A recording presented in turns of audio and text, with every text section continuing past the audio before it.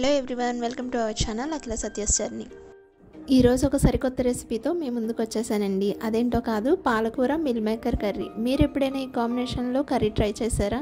చాలా సింపుల్గా అయిపోయే ఈ కర్రీ ఎలా చేయాలో చూద్దాం రండి. దీనికి కావాల్సిన ఇంగ్రీడియంట్స్: అల్లం, వెల్లుల్లి, 3 మీడియం సైజ్ టొమాటో, నానబెట్టిన శనగపప్పు, నానబెట్టిన మిల్ మేకర్, అలాగే శుభ్రంగా క్లీన్ చేసి తరిగి పెట్టుకున్న పాలకూర. ఈ కర్రీకి ఆనియన్ అవసరం ఉండదండి. కార్తీక మాసంలో మీరు ఎవరైనా ఆనియన్ అవాయిడ్ చేసిన వాళ్ళైతే చాలా హ్యాపీగా ఈ కర్రీని వండుకోవచ్చు. శనగపప్పుని ఒక 2 అవర్స్ అయినా నానబెట్టుకోవాలండి.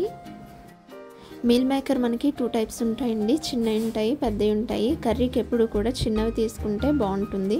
మనకి స్టోర్స్లో సోయా మినీ చంక్స్ అని దొరుకుతుంది, చూడండి. మీల్ మేకర్ని ఎక్కువసేపు నానబెట్టక్కర్లేదండి. కర్రీ ప్రిపరేషన్కి 1/2 అవర్ ముందు నానబెడితే సరిపోతుంది. వీటిని నార్మల్గా చల్లటి నీళ్ళలోనే నానబెట్టుకుంటే సరిపోతుంది.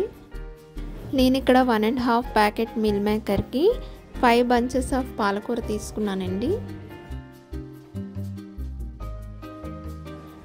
ఇప్పుడు మనం పాలకూరని శుభ్రంగా క్లీన్ చేసి పెట్టుకోవాలి. పురుగు కొరికిన ఆకులు కానీ చిత్తాకులు కానీ ఉంటే తీసి పక్కన పెట్టేసి మంచివన్నీ ఏరిలా పక్కన పెట్టుకోవాలి. మనం పాలకూర తీసుకోవడం హెల్త్కి అనేది చాలా మంచిదండి. పాలకూరలో విటమిన్ ఏ, సి, ఈ ఉండడం వల్ల మన ఐ హెల్త్కే కాకుండా స్కిన్ హెల్త్కి, హెయిర్ హెల్త్కి కూడా చాలా మంచిదండి. అలాగే దీనిలో కాల్షియం కూడా చాలా ఎక్కువగా ఉండడం వల్ల ఇది బోన్ హెల్త్కి కూడా చాలా మంచిది. ఆకుకూరలు మనకి వీలైనంత వరకు ఎప్పుడు శుభ్రంగా కడిగిన తర్వాతే కట్ చేయాలండి. కట్ చేసుకున్న తర్వాత కడగడం వల్ల వాటిలో ఉండే విటమిన్స్, మినరల్స్ కూడా బయటికి వెళ్ళిపోయే అవకాశం ఉంటుంది.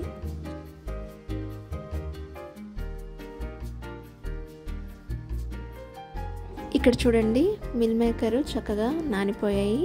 ఇలా స్క్వీజ్ చేసేసి ఎక్సెస్ వాటర్ అంతా తీసేసి ఒక బౌల్లోకి తీసుకోవాలి.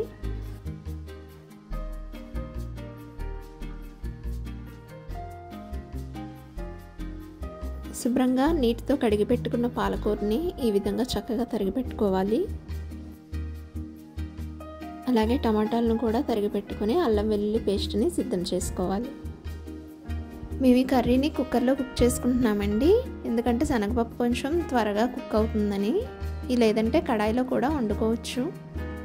ఇప్పుడు కుక్కర్లో ఆయిల్ వేసి ఆయిల్ హీట్ ఎక్కిన తర్వాత పోపు దినుసులు వేసి ముందుగా సిద్ధం చేసుకున్న అల్లం వెల్లుల్లి పేస్ట్ని వేసి అల్లం వెల్లుల్లి పచ్చివాసన పోయేంత వరకు వేగనివ్వాలి. ఇప్పుడు ఇందులోకి మీల్ మేకర్ని కూడా యాడ్ చేసి ఒక 5 మినిట్స్ కలుపుతూ ఉండాలి.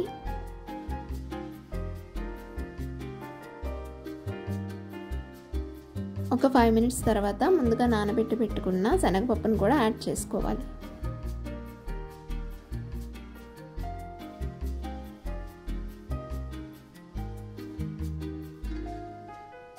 ఇప్పుడు ఇందులోకి రుచికి సరిపడా పసుపు, ఉప్పు, కారంని కూడా యాడ్ చేయాలి. ఇప్పుడు ఇందులోకి టమాటాను కూడా యాడ్ చేసేసి 5 మినిట్స్ కలుపుకోవాలి.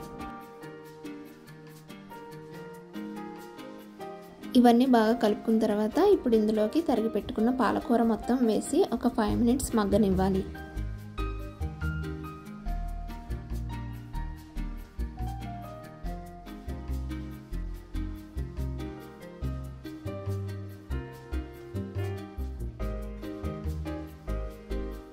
పాలకూర ఈ విధంగా దగ్గర పడి మగ్గిన తర్వాత ఇప్పుడు మన గ్రేవీకి సరిపడా వాటర్ని అడ్జస్ట్ చేసుకోవాలి.